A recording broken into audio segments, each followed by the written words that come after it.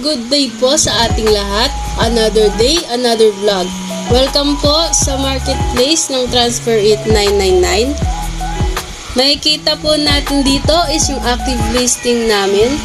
Meron po kaming 487 active listings as of now and possible naman po siya. At meron po kaming estimated 15 inquiries per day. And this week po, we have a total sales of 16,324 with 9 transactions. And then proceed naman po tayo sa top 3 listing ko. Top 1 ko po is Dry Fit Plain with total of 10 inquiry received with 5 transactions and total amount na 25,358. Ang top 2 ko naman po is Listing Sports Jug.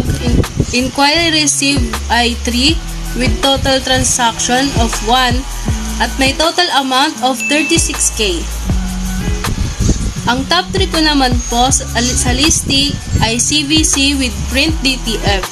Inquiry received 11, total transaction 5 na may total amount na 9,500. And ang na-post ko na listing this week ay 10 at may kulang pang 10 sa listing ko.